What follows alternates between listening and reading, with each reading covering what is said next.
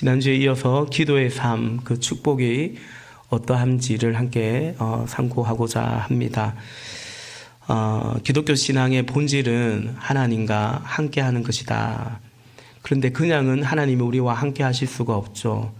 우리 죄 때문에 하나님과 우리 사이가 갈라져 있었기 때문에 거룩하신 하나님은 죄인을 사랑할지라도 그 죄와 같이 계실 수 없기 때문에 우리 죄를 씻겨주시는, 우리 죄를 구원하시는 예수님을 보내주셨어요. 예수님이 이 땅에 오셔서 우리의 구주가 되어주셨고, 그러나 그것이 끝이 아니고 마태복음 1장에 그 이름을 예수라 하라 하실 뿐만 아니라 곧 이어서 그 이름을 임마누엘이라고 하라. 이는 하나님이 우리와 함께 계신다 말씀하셨습니다. 그래서 우리는 그리스도인들은 예수님을 믿어 하나님의 자녀가 되었고, 이제 그냥 구원받은 것에서 끝나는 것이 아니고 우리는 주와 동행하는, 성령님 안에 거하는 그와 같은 축복을 받은 것이다 라는 거죠. 그리고 그것을 우리 신앙과 삶 가운데 실제로 누리는 것이 바로 기도 생활이다, 그렇게 말씀을 드렸습니다. 성경은 쉬지 말고 기도하라, 항상 기도하고 낙심하지 말라, 그리고 모든 일에 기도와 간구로 하나님께 나아가라 라고 말씀하시죠. 그래서 기도는 우리와 늘 함께 하신 하나님, 우리는 언제 기도하고 언제는 기도하지 않는가, 기도 시간을 특별히 구별하여서 기도할 뿐만 아니라 그러나 우리의 삶은 바로 기도의 연장이다, 하나님과 함께하는 것이다, 그렇게 말씀을 드렸습니다. 하나님이 우리에게 베푸시는 은혜가 바로 그와 같은 은혜인 거죠. 우리는 예수를 넘어 임마누엘의 그 은혜를 하나님이 우리에게 주시기 때문입니다.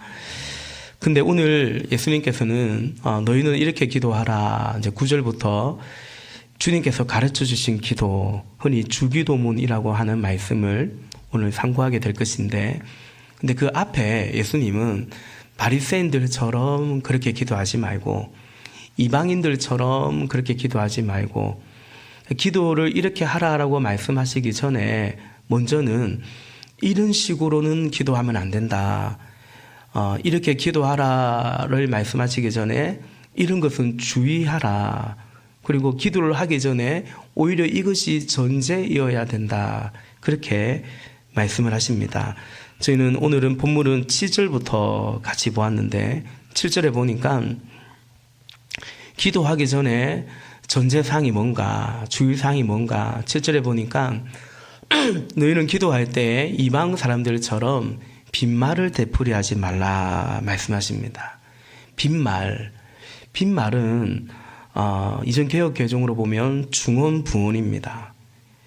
여러분, 우리가 기도가 하나님과의 관계인데, 우리가 사람과의 관계에도 그렇고요, 누군가에게 대화를 하는데, 말을 하는데 빈말을 하면 안 되겠죠.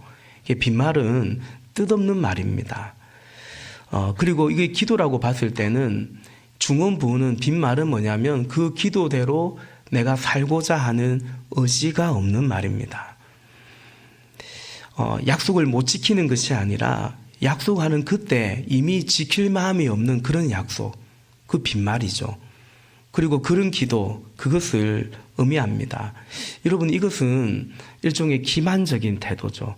예컨대 누가 나하고 약속을 하는데 몇 시에 보자 이랬는데, 언제 만나자 이랬는데, 근데 뭐 늦을 수 있죠. 혹은 못 올 수도 있겠죠. 근데 그게 아니라 그때부터 이미 만날 마음이 없는, 그런데 보자라고 했다면 그건 이제 사람을 기만한 거죠. 여기서 말하는 중언부언이, 그러니까 하나님을 인정하지 않는 그런 기도를 당연히 하면 안 된다라는 것입니다. 여러분, 이건 내가 내 기도를 무시하는 기도거든요. 그러면 이런 기도의 응답을 받을 수 있겠습니까? 또 응답한들 하나님의 응답이라고 생각할 수 있겠는가라는 것입니다. 두 번째, 기도하기 전에 이거 좀 주의하면 좋겠다, 어쩌면 이게 더 먼저다라고 말씀하신 건 뭐냐면 우리 7절과 8절을 같이 한번 다시 읽어보겠습니다. 7절 8절 시작. 너희는 기도할 때 이방 사람들처럼 빈말을 되풀이하지 말아라. 그들은 말을 많이 하여야만 들어주시는 줄로 생각한다. 그러므로 그들을 본받지 말아라. 하나님 너희 아버지께서는 너희가 구하기 전에 너희에게 필요한 것이 무엇인지를 알고 계신다. 아멘. 이제 제가 기침을 자주 하다 보니까 늘 기침한다 생각할 수 있는데 지금은 제 감기가 좀 걸렸습니다. 네. 어제도 약을 먹고 아침에도 약을 먹었는데 이제 교회 와서 집사람이 안 졸립냐고 그 약 되게 졸리는 약이라고 이제서야 그걸 알려줘서 어쩐지 좀 아침 예배 드리는데 멍한 느낌이 좀 들었거든요. 혹시 여러분 멍 때리지 마시고 혹시 멍한 느낌이 있어도 양해해 주시기 바랍니다. 두 번째, 우리가 기도하기 전에 뭐가 전제냐면 내 기도를 믿지 말고 하나님을 믿어야 된다라는 것입니다. 기도라는 나의 행위를 믿는 것이 아니고 우리는 하나님을 믿는 거죠. 그래서 기도하는 것입니다. 여러분, 만약에 오늘 예수님께서 하나님 너희 아버지께서는 너희가 구하기 전에 너희에게 필요한 것이 무엇인지를 다 알고 계신다라는 거죠. 이것을 믿고 우리는 기도하는 것입니다. 그러니까 우리는 우리의 필요를 하나님께 아뢰는데 근데 미처 모를 수 있잖아요. 이거 기도해야 되는데 그만 내가 몰라서 잊어버려서 못할 수 있잖아요. 그러면 우리는 기도할 때 정말 잘해야 되거든요. 근데 그렇지 않다라는 거죠. 우리는 우리의 필요를 아뢰고 우리의 간구를 아뢰는데 하나님은 구하기 전에 우리에게 필요한 것이 무엇인지를 이미 다 알고 계신다 말씀하고 있는 것입니다. 여러분, 이것은 내 기도 혹은 기도하는 나 자신이 아닌 하나님을 믿어야 된다라는 이것은 믿음 전반에 다 해당된다라는 것이죠. 가령 우리의 구원도 그렇지 않습니까? 예수님을 믿는데 시간 지나다 보면 예수 믿고 구원 받는다라고 믿는데 그런데 어느 날 보면은 과연 내가 구원 받을 수 있나? 왜냐하면 예수 믿는 나를 딱 바라보면서 내가 구원 받을 만한 믿음이 되나? 이런 생각을 또 할 수도 있는 것 같습니다. 우리는 믿음의 주요 우리를 온전케 하시는 예수님을 하나님을 바라봐야 될 줄로 믿습니다. 구하기 전에 기도하기 전에 우리에게 필요한 것을 다 알고 계신다고 하는데 그래서 우리는 기도하기 전에 두 가지 믿음이 필요한데 하나님이 이미 우리에게 필요한 것을 말씀 그대로 알고 계신다라는 믿음과 더 나아가 하나님은 이 말씀에는 어떤 것까지 약속되어 있냐면 우리 기도보다 하나님은 더 선하게 더 넘치게 응답하신다라는 것입니다. 에베소서 3장 20절 말씀에 보면 우리 가운데서 일하시는 능력을 따라 우리가 구하거나 생각하는 것 이상으로 더욱 넘치게 주실 수 있는 분에게 아멘. 우리가 구하는 것, 기도하는 것, 우리가 생각하는 것보다 더 이상으로 넘치게 주신다라는 것입니다. 이 넘치게 주신다라는 것은 더 선하게, 더 맞게 주신다라는 것입니다. 저도 한때 기도를 그렇게 배우기도 했습니다만은 기도는 하나님의 음성을 듣는 거다. 기도는 그냥 내 뜻이 아니라 하나님의 뜻을 구하는 거다. 이렇게 제가 배우기도 하고 그랬는데 그러면 기도가 너무 어렵잖아요. 이 기도 한번 하려면 하나님의 음성도 들어야 되고 내 뜻대로 구하면 안 되고 주의 뜻대로 구해야 되고 그러면 기도라는 것이 너무 이제 좀 어려운 하나의 신앙의 형태가 될 수 있거든요. 그래서 여러분 저는 그렇게 말씀드리죠. 종종 말씀드리는 게 고막 기도하면 된다라는 겁니다. 대신에 하나님의 선하신 하나님을 믿고 기도하는 거죠. 그러니까 여러분 우리는 우리의 수준으로 기도하면 됩니다. 우리는 우리의 수준으로 기도하면 하나님은 하나님의 수준으로 응답해 주신다라는 것입니다. 마치 저희 집에 아이들이 아직 어리잖아요. 걔가 아빠한테 구합니다. 뭐 해달라, 뭐 달라, 뭐 이렇게 합니다. 걔가 너무 아빠의 사정을 헤아려 가면서 아버지의 뜻을 구하면서 그렇게 저한테 요청하는 게 아니고 그냥 지 필요한 거, 자기 원하는 거 딱 요청하면 아이는 아이의 수준으로 저에게 요구하지만 그래도 부모는 그죠? 아빠는 아빠의 수준으로 응답하는 거죠. 그래서 여러분 우리가 구하고 생각하는 것보다 더 넘치도록 하신다. 그만큼만 꼭 응답하는 것도 아니고 그 이상 넘치도록 하시고 여기서 더 넘치도록 하신다는 것은 더 선하게 하신다는 것인데 그래서 하나님의 응답에는 무엇까지 포함될까요? 거절하는 것까지도 포함되죠. 우리가 하나님께 구했을 때 하나님이 거절했다라고 하면 응답을 한 겁니까? 안 한 겁니까? 한 거죠. 아빠가 아이들이 저에게 뭘 요구하면 그거 안 돼라고 제가 말했으면 제가 응답을 한 거죠. 마찬가지로 왜 그렇게 응답을 했냐면 이 아이에게 지금 이것이 필요하지 않기 때문에 아니 더 나아가 지금 이것이 우리 아이에게 오히려 해롭기 때문에 위험하기 때문에 근데 아이는 그렇게 판단하지 못하니까 아이의 수준에서 구할 수 있지만 우리는 하나님께 그렇게 구할 수 있지만 하나님은 우리를 사랑하시는 하나님은 선하신 하나님은 가장 선하게 응답하신다라는 거죠. 그러면 여러분 우리가 기도할 때 하나님은 내 기도를 믿는 게 아니고 하나님을 믿는 것이고 또 하나님은 나의 기도보다 더 넘치도록 선하게 응답하시는 하나님이심을 우리는 믿기를 원하는 거죠. 그러면 기도할 필요가 없나? 그렇지 않죠. 기도는 하나님과 우리가 함께하는 것이기 때문에 어찌 보면 우리 생명의 삶에서는 기도는 하나님과 대화라고 말하는데 그 대화라는 것도 맞지만 또 너무 어렵게 받아들일까봐 제가 늘 이제 또 보충 설명을 합니다만은 그렇습니다. 그러면 이런 생각이 또 들 수가 있죠.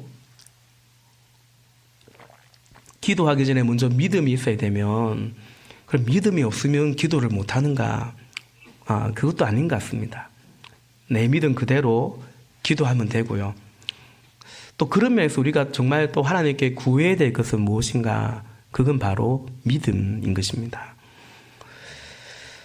마가복음 9장에 보면 그 이제 자신의 아들이 귀신 들려가지고 뭐 불 속에도 뛰어들고 물 속에도 뛰어들고 그 얼마나 아버지가 답답하겠어요. 그 아들을 데려왔는데 마침 예수님은 그 자리에 안 계셨고 제자들이 이 아이를 고치려고 하는데 못 고치는 거예요. 그러자 이제 예수님이 딱 나타나셨어요. 변화산에 계시다가 나타나셨는데 내려오셨는데 이 아버지가 예수님께 뭐라고 말하냐면 당신의 제자들이 능히 하지 못하더이다. 그런데 할 수 있다면 우리 아이 좀 고쳐달라 이렇게 요청하죠. 그때 예수님께서 그 아버지에게 하시는 말씀이 할 수 있거든이 무슨 말이냐. 믿는 자에게는 능치 못함이 없다. 다 그래 말씀하시죠.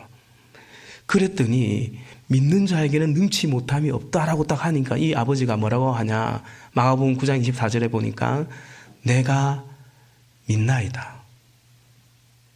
믿는 자에게는 능치 못함이 없다니까 믿음은 고침 받는다고 하니까 내가 믿나이다.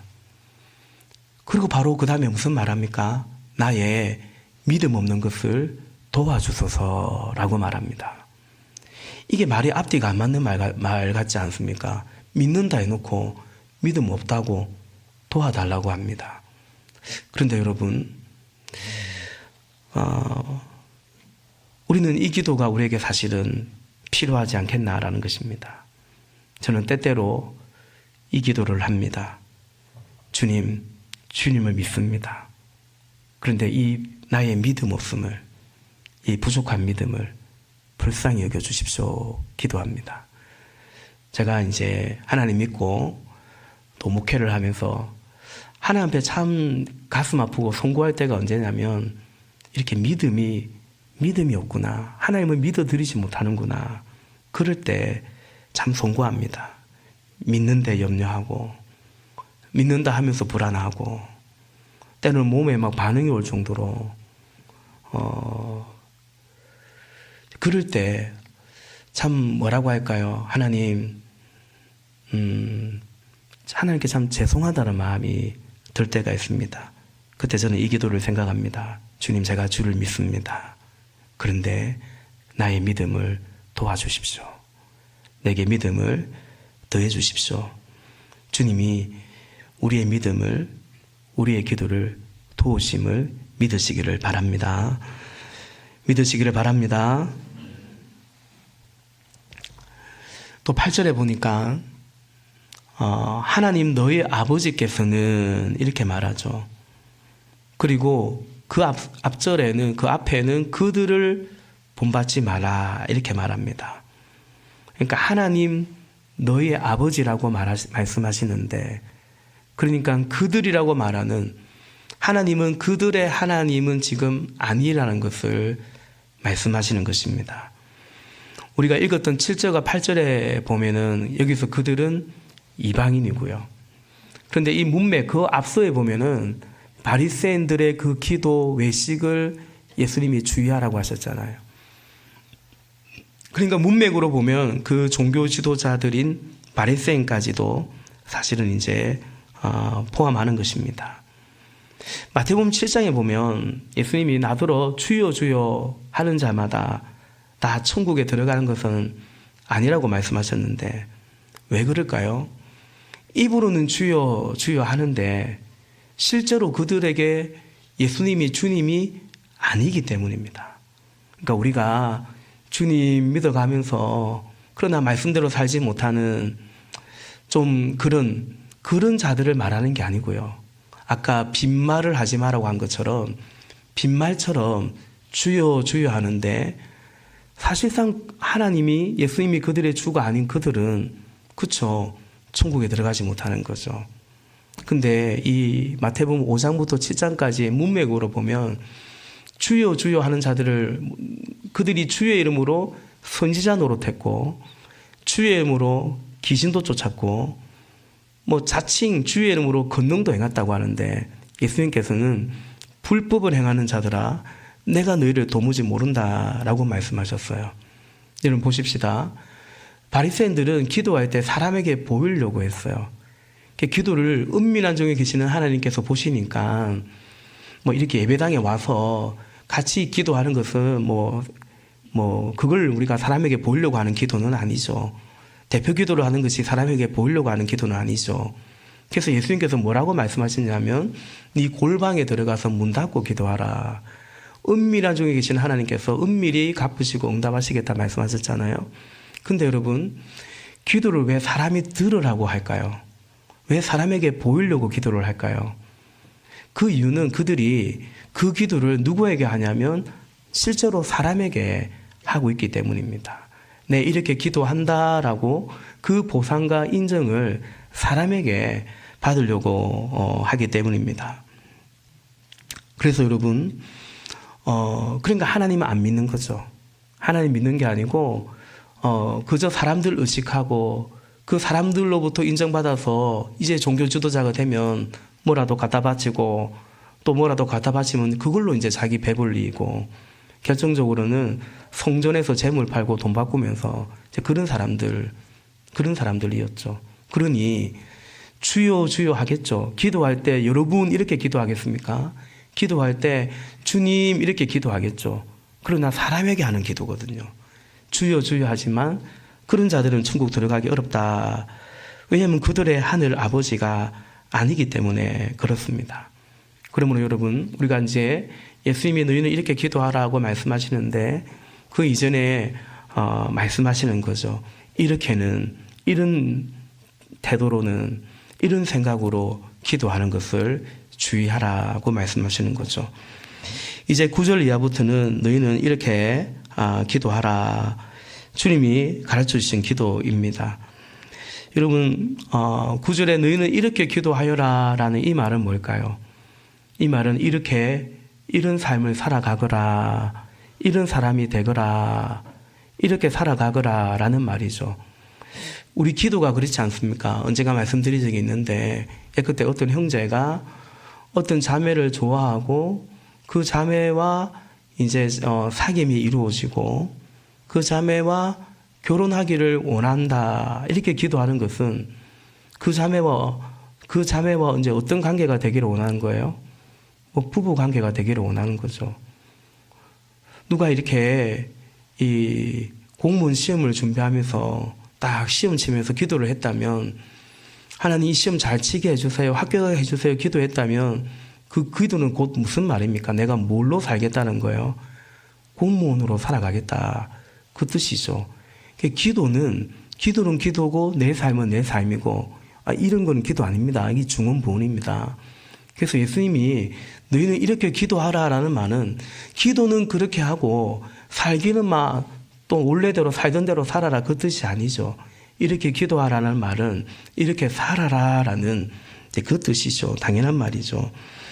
그럼 이렇게 기도하라고, 이렇게 살아가라고 하셨는데 크게 세 가지인 것 같습니다. 먼저 9절과 10절을 같이 읽어보겠습니다. 시작. 그러므로 너희는 이렇게 기도하여라.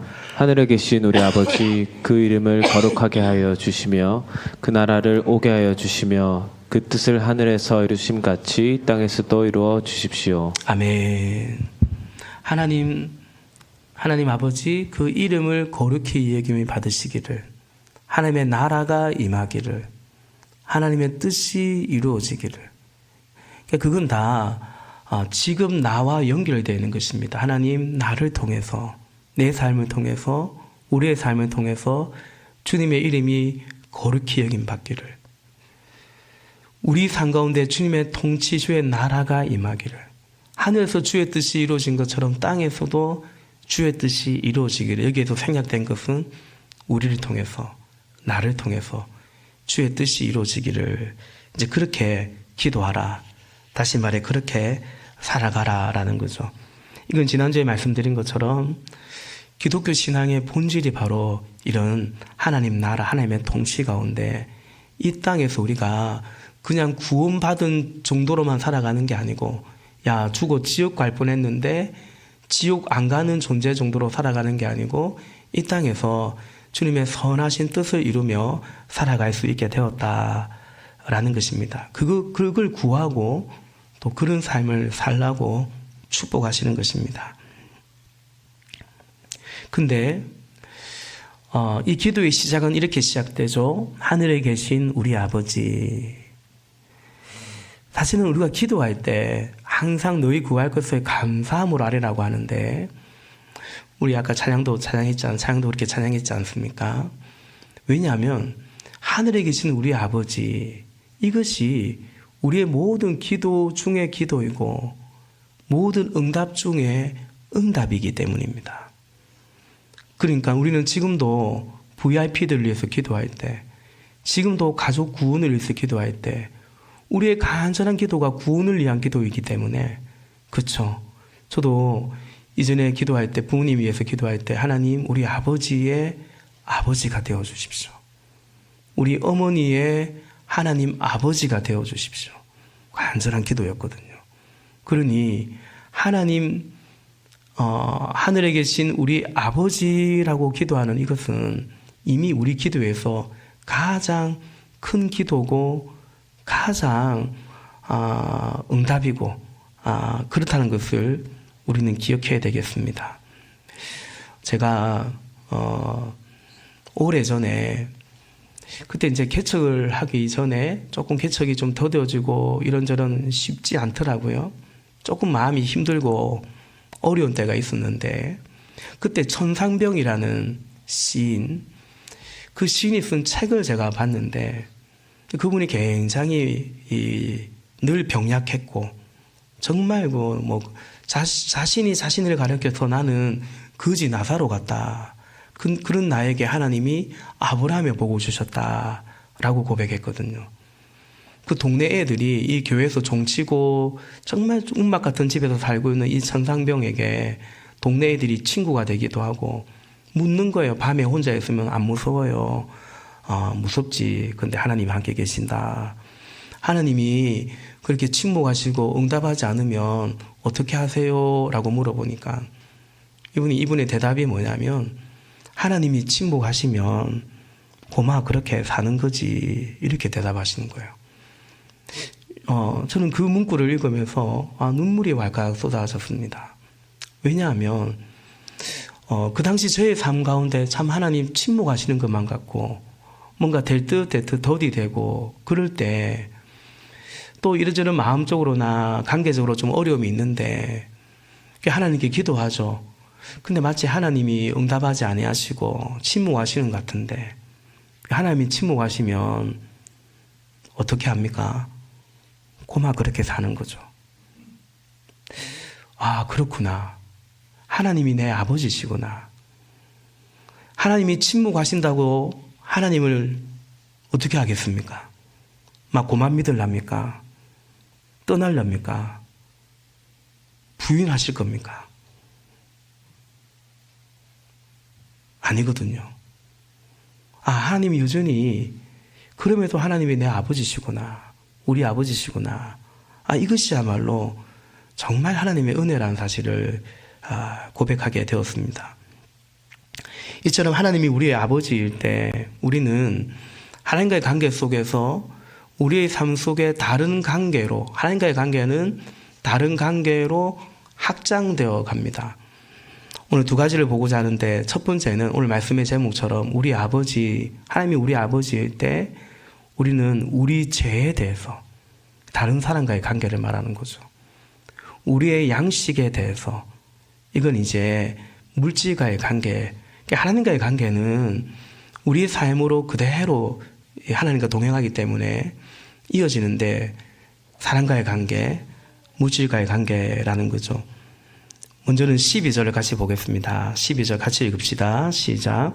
우리가 우리에게 죄 지은 사람을 용서하여 준 것 같이 우리의 죄를 용서하여 주시고 아멘. 우리가 우리에게 죄 지은 사람을 용서해 준 것 같이 우리의 죄를 용서하여 주시고 하나님과의 관계는 첫 번째는 다른 사람과의 관계, 특히 허물에 대한 태도로 이어집니다. 우리 아버지, 우리 죄입니다. 근데 오늘 이렇게 말하죠. 그가 나에게 죄를 지은 것을 내가 용서하여 준 것 같이 이렇게 말하지 않습니다. 우리가 우리에게 죄를 지은 것 같이 라고 말하죠. 우리는 우리에게 죄를 짓습니다. 여러분, 우리는 하나님께 그리고 우리에게, 우리 서로에게 우리는 죄를 짓습니다. 그래서 우리는 서로에게 용서를 구하고 용서를 받기도 하고 또 용서를 해야 하는 관계입니다. 이것은 타인만이 아니라 사실은 가정에서부터 그렇습니다. 나의 배우자에게 또 부모 자식 사이에도 형제들 간에도 우리는 우리에게 죄를 짓습니다. 또 이 교회 공동체 안에서도 우리는 형제 자매들에게 또 목장 식구들에게 우리는 죄를 지을 때가 있습니다. 하나님이 우리의 아버지일 때 우리는 그의 죄가 아니라 우리의 죄라는 것을 깨닫게 되고 인정하게 됩니다. 이처럼 하나님과의 관계는 다른 사람에 대해서 특히 그의 허물에 대하여 다른 태도를 갖도록 합니다. 근데 여러분, 이 12절의 말씀에 순서가 있지 않습니까? 내가 너희를 용서할 테니 너도 너에게 죄 지은 자를 용서하라. 그리 말씀하지 않죠. 다시 말해 하나님이 먼저 우리를 용서하시면 주님이 우리를 용서한 것 같이 우리도 저들을 용서하겠습니다. 그 기도가 주님이 가르쳐주신 기도가 그게 아니다라는 거죠. 우리가 우리에게 죄 지은 사람, 그러니까 이건 분명히 죄를 지은 거예요.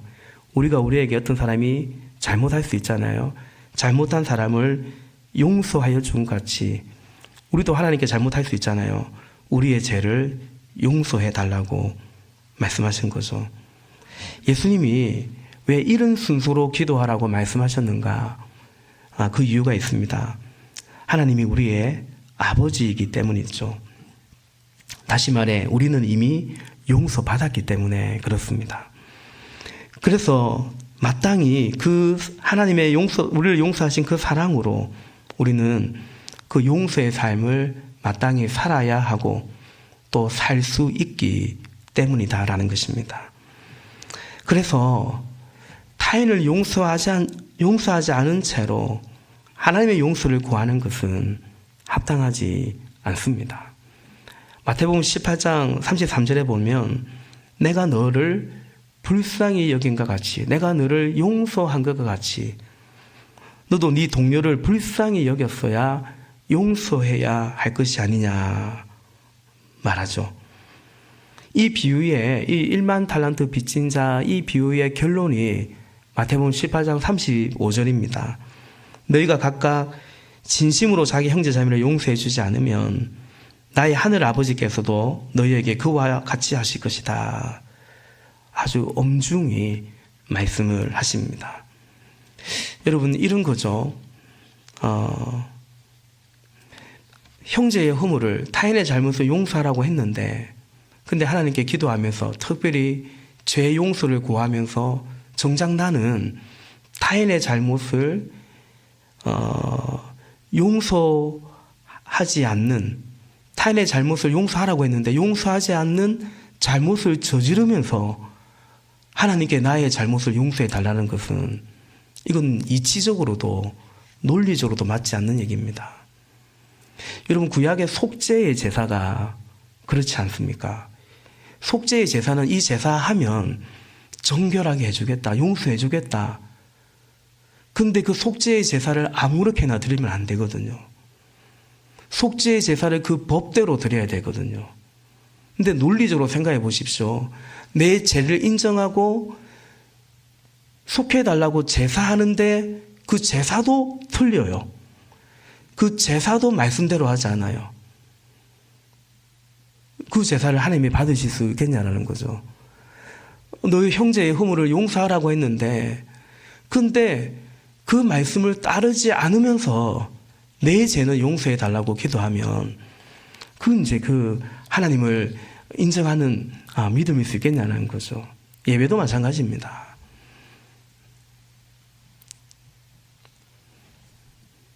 그냥 하나님은 하나님이고 나는 나고 내 이웃은 내 이웃이고 기독교 신앙은 진리는 그게 아니잖아요. 하나님께 예배하기 전에 먼저 응언이 있으면 하야할 거 있으면 풀고 예배하라고 말씀하신 그 이유입니다.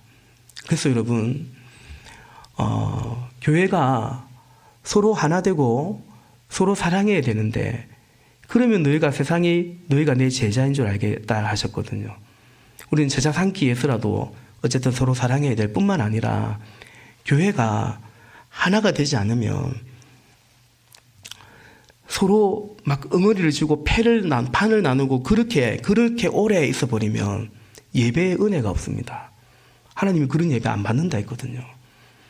그래서 제가 어떤 교회 보면 아주 오래된 그런 서로 그냥 보고도 아는 체 안 하는, 그러면서 성찬식도 하고 그러면서 예배도 드리고 그런 교회에는 은혜가 없습니다. 그래서 제가 우리 성도님들이나 청년들이 타지로 가서 새로운 교회를 찾을 때 제가 당부하는 것 중에 하나가 뭐냐면 교회 딱 갔는데 서로 막 흉을 본다든지 목사님을 안 좋게 얘기한다든지 그런 교회는 다니지 마라. 이미 내가 섬기는 교회가 그런 어려움이 있으면 그 갈등을 해결해야겠죠. 책임이 있죠.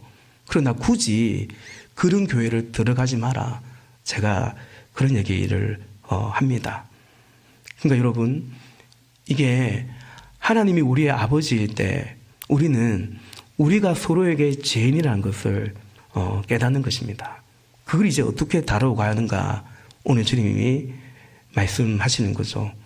또 주님이 먼저 우리가 잘못한 사람을 용서하고 그리고 우리의 잘못을 용서해달라고 기도하라는 이유는 뭐냐면 그리할 때 진정한 용서가 주는 참된 자유와 승리와 평안을 누릴 수 있기 때문입니다. 하나님께 용서함을 구하지만 나는 누군가를 용서하지 않고 있으면 절대 자유와 평안이 임하지 않습니다. 마지막으로 하나님이 우리 아버지일 때 하나님과의 관계는 우리 삶 속에서 사람뿐만 아니라 물질로 확장됩니다. 우리 아버지는 이제 우리의 양식이라는 고백으로 이어지는 거죠. 11절 같이 11절 같이 읽어보겠습니다. 시작. 아멘. 오늘 우리에게 필요한 양식을 내려주시고, 여러분, 하나님은 주의 이름이 거룩히 여김 받고 주의 나라가 임하고 주의 뜻이 이루어지고 다른 사람의 잘못을 용서하고 꼭 그런 기도만 우리에게 하라고 한 것이 아니고 우리 필요한 거, 우리 양식도 분명히 구하라고 하셨습니다. 이런 기도를 하는 것에 주저할 필요가 없습니다. 뭐 이런 기도는 기복적인 기도다, 그렇지 않습니다. 근데 여러분, 사실 그럼에도 오히려 11절의 이 말씀 가만히 보면 그리 달갑지 않습니다. 제가 언젠가 이 말씀 쭉 보는데, 야, 이거 사람들이 좋아할 기도가 아닌데 양식만 생각하면 필요하니까 양식 주세요. 근데 오늘 이 양식이 세 가지 양식이거든요. 11절에 보니까 오늘의 양식입니다. 두 번째는 필요한 양식입니다. 세 번째는 우리의 양식입니다. 주님이 우리에게 구하라고 하는 양식은 뭐냐면 오늘의 양식이고 필요한 양식이고 우리의 양식입니다. 왜 제가 이 세 가지가 다 우리에게 별로 내키지 않는 기도라고 말씀드렸냐면, 우리는 오늘의 일용할 양식 정도가 아니라 내일 장래의 앞으로의 양식을 원하고 있고, 필요한 양식 정도가 아니라 충분한 넉넉한 양식을 원하고 있고, 우리의 양식보다는 그 우리라는 카테고리에 있는 사람들 것이 내게는 좀 더 와서 그것을 나는 좀 더 가져서 나의 양식을 원하고 있기 때문입니다. 근데 하나님은 오늘의 양식, 필요한 양식, 우리의 양식을 구하라고 하는 거죠. 그러니까 여러분, 우리가 말씀을 잘 분별해야 되는데 뭘 인정해야 되냐면, 과연 이 기도는 내가 원하는 기도인가? 과연 주님께서 가르치신 이 기도는 솔직히 인간적으로 우리가 좋아하는 기도인가? 생각해 볼 필요가 있습니다. 제가 볼 때는 우리의 옛사람이나 우리의 자아와는 사실은 충돌이 일어나는, 왜냐하면 우리는 땅에 발을 딛고 있는데 그는 우리 가운데 하나님의 나라가 임했기 때문에 오직 그 얼마간의 충돌은 어쩔 수 없죠. 받아들여야 됩니다. 그러므로 이 기도 역시 하나님이 우리 아버지일 때 가능한 기도입니다. 하나님이 우리 아버지이기에 우리는 이 기도를 사실은 드릴 수 있다 생각합니다. 그리고 이것이야말로 오늘 대조되는 게 뭐냐면 마태복음 6장에서 이방인과 너희거든요. 그게 우리죠. 하나님의 백성, 하나님의 예수님의 제자들이죠. 그러니까 이것이 물질과의 관계가, 이것이 이방 사람들, 그들의 삶과 어쨌든 다른 하나님을 믿는, 하나님 믿고 살아가는 우리 믿음의 실제라는 거죠. 마태복음 6장 33절에 예수님께서는 그 앞에 너희는 이방인처럼 무엇을 먹을까 마실까 염려하지 마라 쭉 말씀하시면서, 그리고 결론적으로 33절에 너희는 먼저 하나님의 나라와 의를 구하라. 그리하면 이 모든 것을, 하나님 나라와 의를 구하며 살아가는데 필요한 이 모든 것을 너희에게 더하여 주실 것이다 약속하시는 거죠. 얼마 전에 그런 말씀 드렸죠. 근데 그 다음 34절이 뭡니까? 34절이 보면은 그러므로 내일 일을 염려하지 말아라 라는 거죠. 이 33절과 34절은 문맥상으로는 좀 안 맞는 말 같거든요. 32절과 33절은 문맥에서 딱 맞아요. 근데 왜 34절은 왜 갑자기 33절 다음에 이 말씀이 왔을까? 얼마 전에 그런 말씀 드렸죠. 아, 맞구나. 우리가 먼저 그의 나라와 그의 의를 구하는 거죠. 무엇을 먹을까 마실까 이것 쫓아가지 아니하고 먼저 하나님의 나라와 의를 구하고 살아가는데, 그러다가 내일 일을 염려하기 시작하면 오늘 하나님 믿는 백성으로 이 땅에 살아가지 못하고 오늘 믿긴 믿는데 믿음이 적은 자들아, 예수님이 탄식하신 것처럼 이방인처럼 살아가게 된다는 거죠. 34절 한 번 더 읽어보겠습니다. 그러므로 내일 일을 걱정하지 말아라. 내일 걱정은 내일이 맡아서 할 것이다. 한날의 괴로움은 그날의 겪는 것으로 족하다라는 거죠. 내일은 우리의 시간이 아니죠. 하나님의 시간인데, 내일을 내가 걱정하고 내가 계획하는 것은 일종의 불신의 증거다라는 거죠. 우리 생명의 삶에서 죄가 뭐냐, 신이 저 땡땡땡땡 할 때 야고보서 4장을 우리가 같이 보죠. 그때 그 사람이 내년에 어디 가서 무슨 장사를 해서 큰 돈을 벌어보겠다고 하는데, 비즈니스가 죄가 아니고요, 계획을 세우는 것이 죄가 아니고요, 장래의 주관자가 나라고 생각하는 거, 내 인생은 내가 살아가야 된다고 생각하는 거, 하나님이 내 삶의 주인이라는 것을 알면서도 정작 살기는 내가 내 힘으로 살아가야 된다는 거. 그래서 야고보서 4장의 17절 끝에 우리가 선한 것이 무엇인지 알면서도 하지 않는 것은 죄라고 하는데, 그 선한 것이 뭐냐면 하나님이 우리의 아버지라는 거예요. 그걸 알잖아요. 근데 내 인생은 나의 것이라 생각하면서 살아가는 거, 그게 바로 우리 생명사에서 말하는, 성경에서 말하는 죄죠. 왜냐하면 내가 하나님이 되어버리는, 결과적으로 그렇게 살아간다라는 거죠. 그래서 여러분, 우리가 하나님과 재물을 겸하여 섬기지 않는, 두 주인을 섬기지 않는 것이 믿음의 실상인데, 오늘 우리는 이것을 구하고 이것을 잘 연습해가는 그것이 필요합니다. 오늘의 양식, 필요한 양식, 우리의 양식 말이죠. 그래서 이 말씀은 이미 우리에게 주어진 양식이라면 오늘 그것이 없는 사람들에게, 오늘 그것이 필요한 사람들에게 흘러보내고 살아야 된다. 나누며 살아야 된다. 이것이 실제입니다. 미루지 않고요. 오늘 내가 주께 드릴 수가 있다면, 오늘 내가 섬길 수 있다면 그걸 나누는 거죠. 왜냐하면 오늘 필요한 우리의 양식이기 때문에. 그 양식이 없는 사람이 있다면 우리가 나누어야 된다라는 거죠. 산불이 났는데 집을 잃고 삶의 터전을 잃었어요.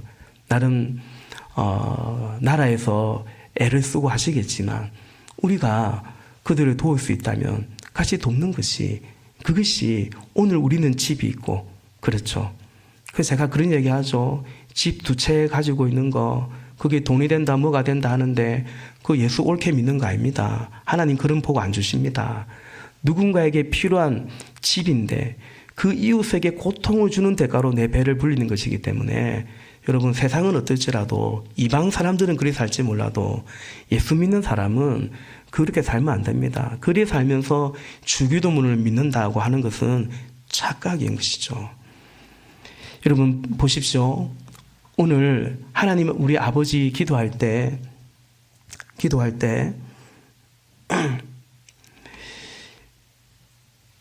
이 11절이 먼저 있음을 보게 됩니다. 이건 그냥 저희 묵상이긴 하지만 사람과의 관계가 더 중요할 것 같은데 12절에 있고, 거기는 먼저 기도하는 게 11절인데 물질과의 관계죠.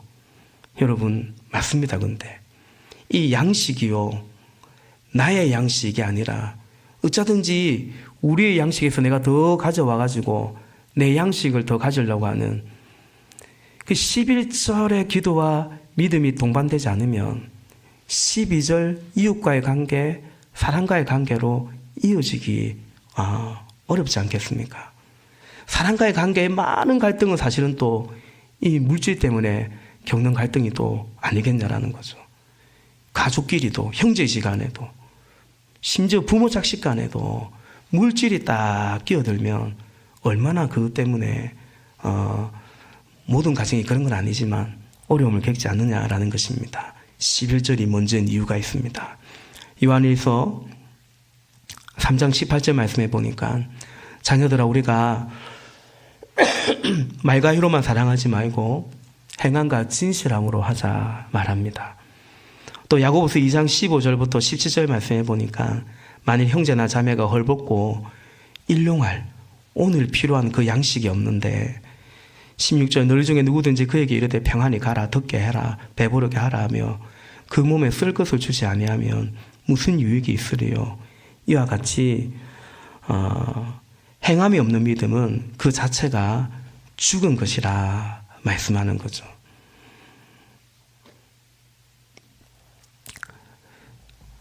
여러분, 그래서 말씀을 정리하는데요. 우리는 제가 어제 우리 새로운 삶 공부하시는 분 그 카톡방에 제가 그 글을 하나 이렇게 링크로 보내드렸는데, 김인기 목사님이라고 이제 미국에 은퇴하신 우리 가정교회 애틀란타 침례교회 은퇴하신 목사님 계신데, 이분이 이제 올린 글인데, 그래서 여러분, 우리 믿음에는 뭐가 필요하냐면 이 믿음이 필요하죠.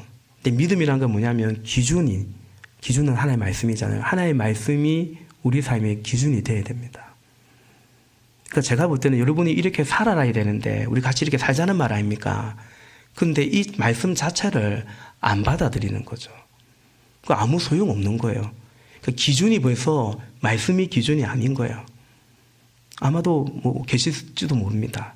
아유, 목사님, 그건 예수님 말씀이고요. 근데 예수님이 무슨 공자가 아니지 않습니까, 우리에게? 그냥 예수님 말씀이고 이래 버리면 안 되지 않습니까? 기준이 말씀이어야 된다는 거죠. 두 번째는 우리에게 필요한 게 뭐냐면 분별입니다.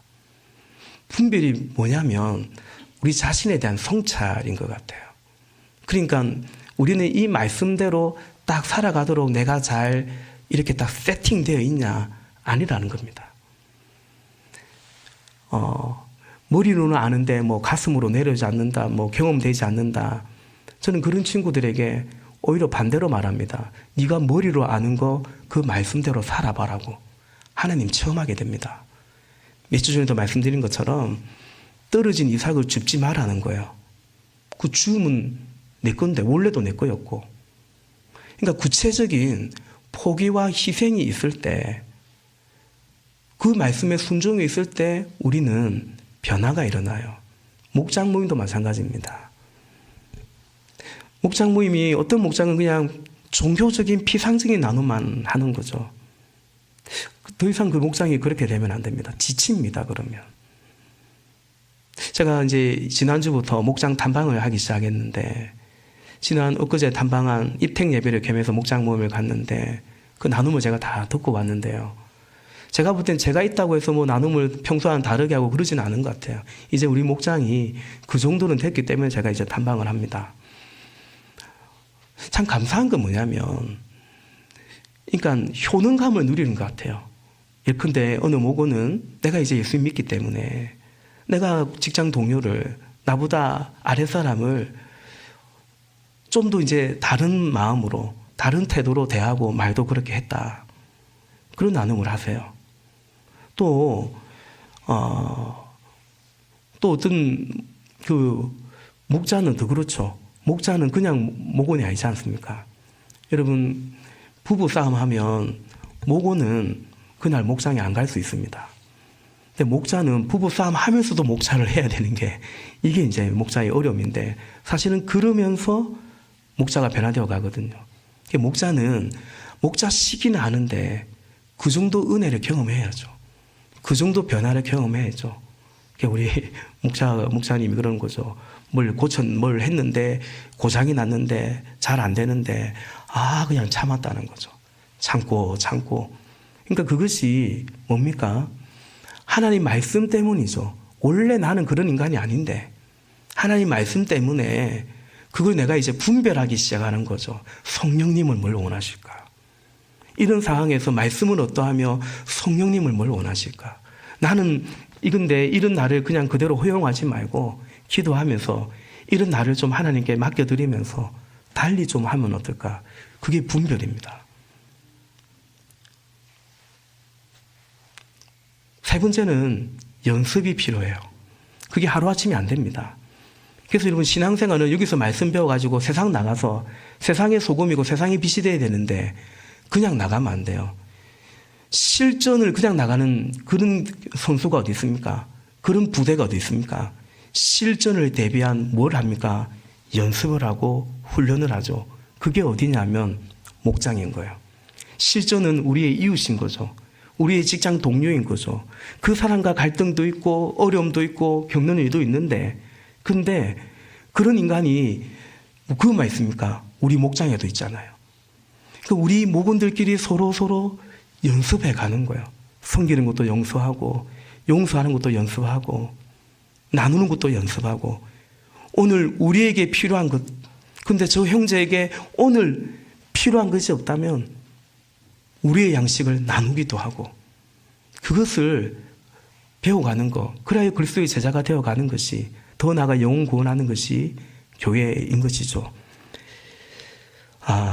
사랑하시는 여러분 우리의 아버지 하늘에 계신 우리 아버지 이 축복은 그냥 그대로 있지 않고 우리의 죄로 넘어가고요. 내 죄뿐만 아니라 누가 나에게 저지르는 죄에 대해서 어떻게 응답하는가 그리고 우리의 양식으로 이어집니다. 이렇게 기도하라고 하셨으니 우리 이렇게 기도하고 이렇게 주와 동행하시는 저와 여러분 우리 모두가 될 수 있기를 예수님 이름으로 축복합니다. 기도하시겠습니다. 우리 한